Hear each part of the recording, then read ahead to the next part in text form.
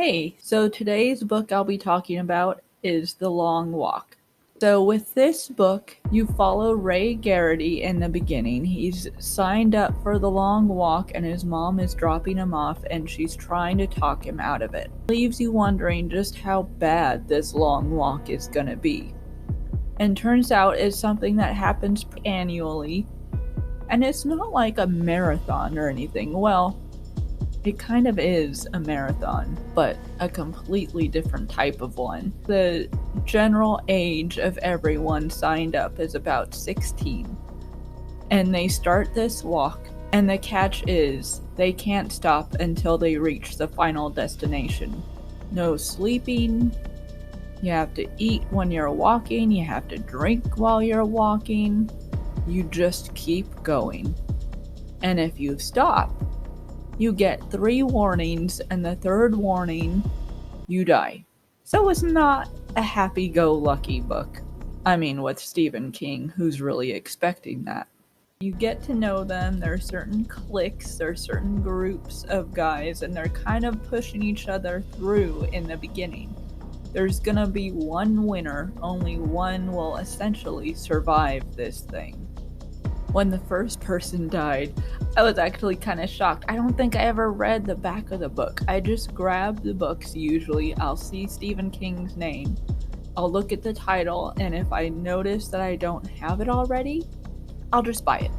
Like, well, I need this, so I may as well buy it. And I think this was one of those books. I didn't read the back of it, so I went in completely blind, completely unaware of what it was about. I mean, I could kind of piece it together with the title, but the overall story, I knew nothing. When they hear a shot, you're wondering who it is with them.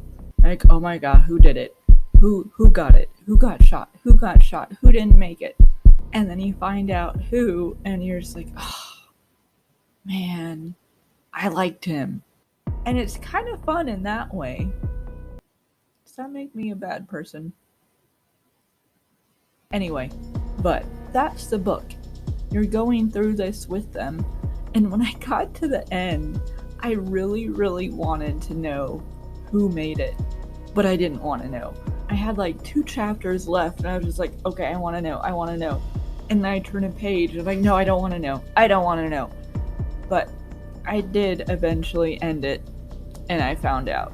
What this book did do for me is I will never complain about standing for an 8-hour shift at work ever again.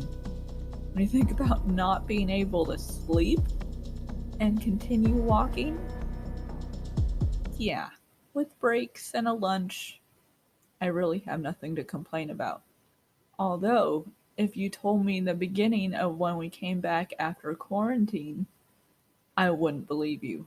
I would think standing for 8 hours is the worst thing that could happen to someone.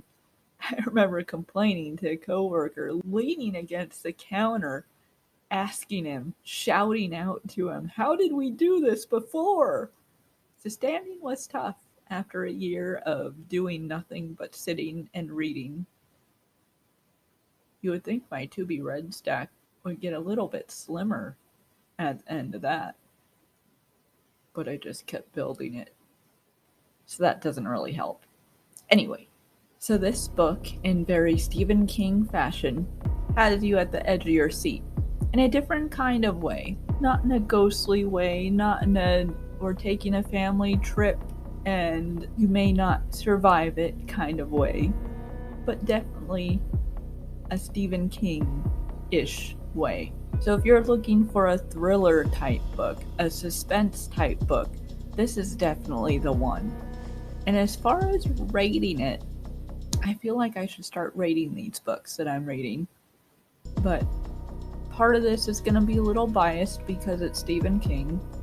But if I had to take that out of the picture and just rate it as a story itself, out of 5, I would give it like a 4.5.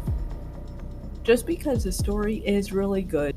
I read it pretty fast, but I favor ghost stories. So that's the only thing that I would mark down with it, is it wasn't a ghost story, but it was a really, really good book. So if you're kind of diving into Stephen King and you don't really know what to start with and you don't want to read any of his classics yet, he did write this under Richard Bachman originally, but it's a good one to start with just to kind of get a feel for his writing, how to get a feel for the way he keeps you on the edge of your seat. This is a good one. And it's hard to say too much without giving the story away. So I think I'll just end it here. I know this review isn't as long as they usually are, or at least how long they've been lately. But if you have any further questions, you could go ahead and ask me in the comments and I'll reply. I'm just afraid to give too much away here in case you're interested in reading it, because there's only so much that you can say without giving anything away with this book. But it's good. Anyway, that's my review on The Long Walk. I'll see you guys next time. Bye.